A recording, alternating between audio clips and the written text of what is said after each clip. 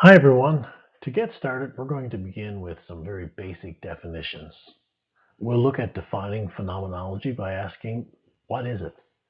And we'll also look briefly at the meaning of the word that often precedes and often is paired with phenomenology, and that word is hermeneutics. So we'll touch on how hermeneutic phenomenology can be applied to professional practice for what Van Manen calls a phenomenology of practice.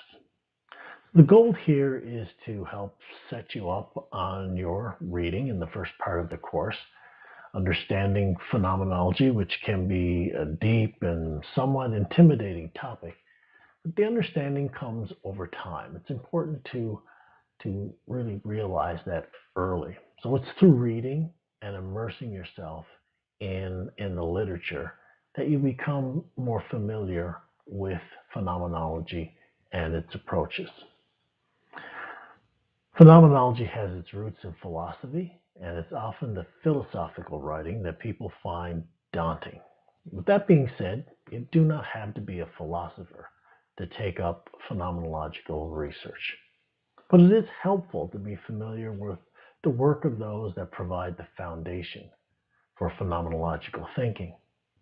So it's my goal to provide you with some of the basics, to give you a foothold to support your own reading and journey into phenomenology. You may find you want to know more, or you may find that you've learned enough after this course to know that phenomenological research is not for you. So it's my goal to provide you with enough of an understanding to make that choice. So let's get started. So, phenomenology at its most basic is the study of human experience as it is lived. And that as it is lived is very important because it tells us something about the experience that phenomenology is interested in understanding. So this experience is not, as we would say, I'm an experienced teacher, or I'm an experienced baseball player. Experience is not the accumulation of events, knowledge, or living.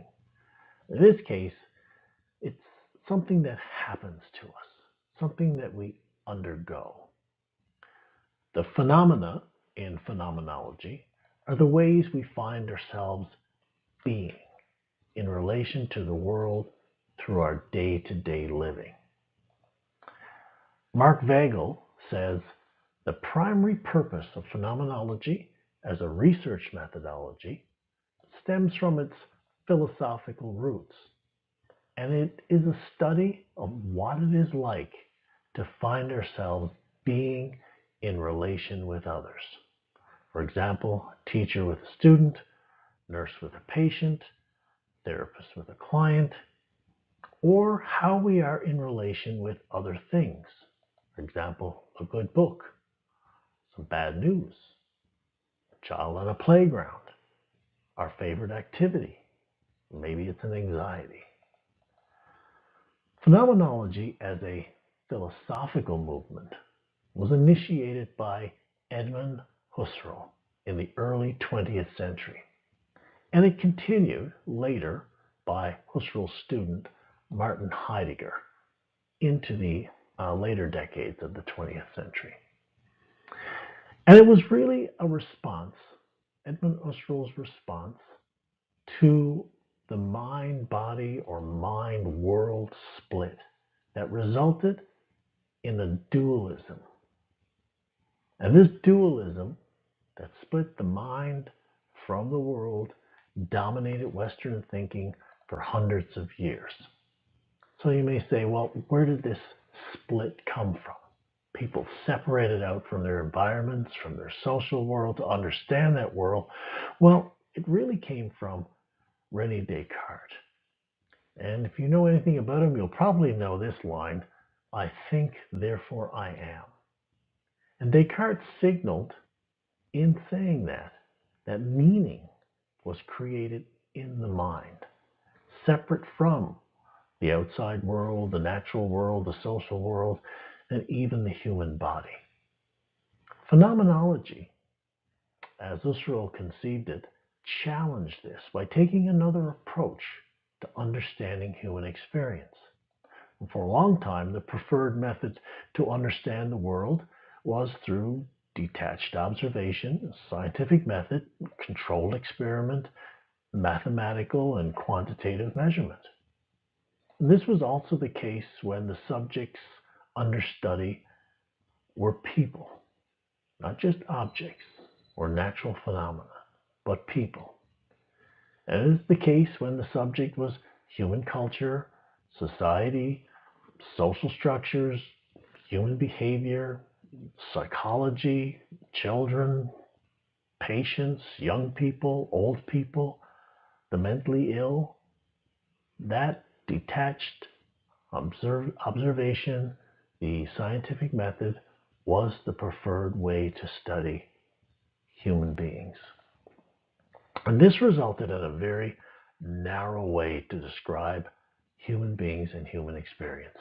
The focus was on explanation, breaking life into discrete parts, categorizing, measuring, objectifying, and looking for conclusive links between causes and effects. Now, this scientific method works very well for certain subjects. It's excellent for the natural sciences, resulted in amazing new knowledge that's reshaped human life in unimaginable ways. However, the objectivist, positivistic, experimental approach is not well suited to understanding human beings and how humans experience the world. Phenomenology, as a human science, presented an alternative way to understand and to make meaning of human life as it is lived. To do this, an alternative set of methodological tools were required, very different from the natural sciences. So phenomenology questions the way we experience the world.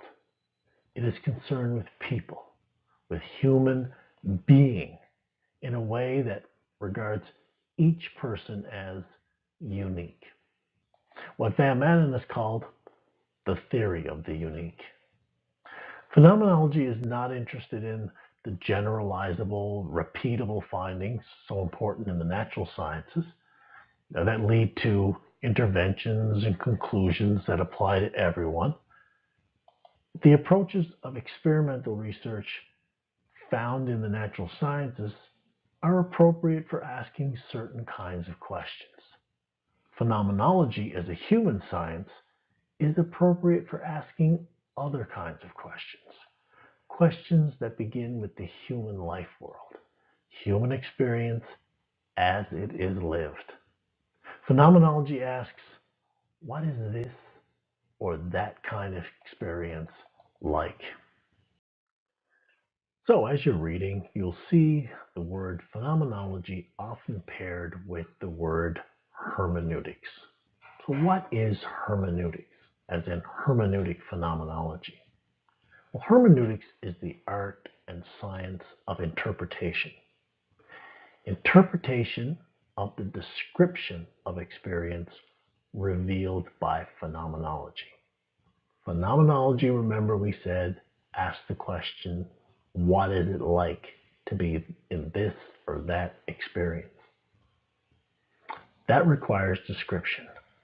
Hermeneutics is the study of experience together with its meanings.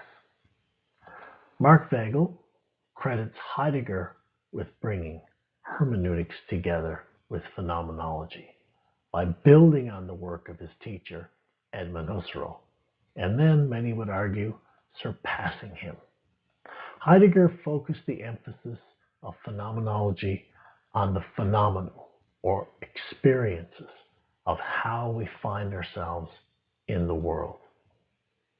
Heidegger places the focus of phenomenology firmly on being, human being, and the meaning of that being, and the meaning of that being as it can be revealed through language.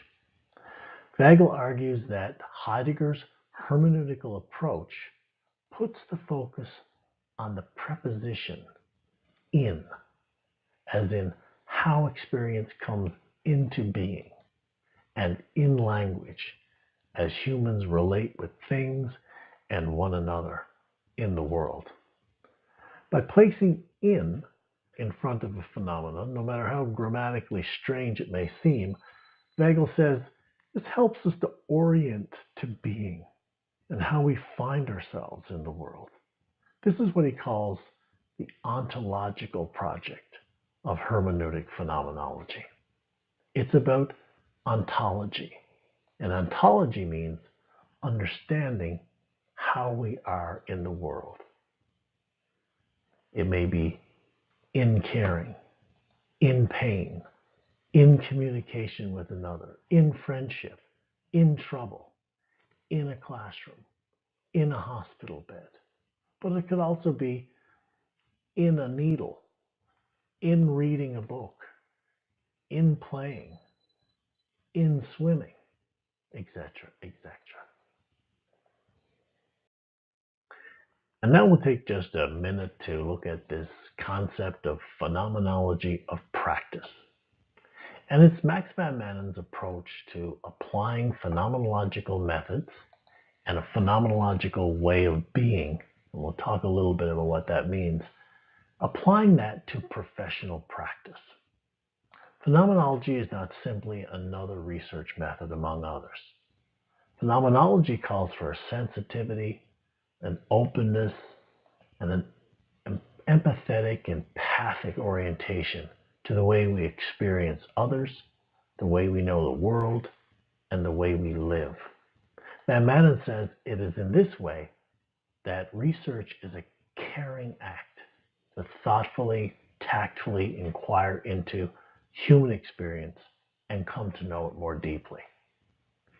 It is also in this way that phenomenology potentially increases our insight and our understanding of ourselves and others in our personal and professional lives, whether that be in teaching, nursing, counseling, medicine, psychology, social work, among others.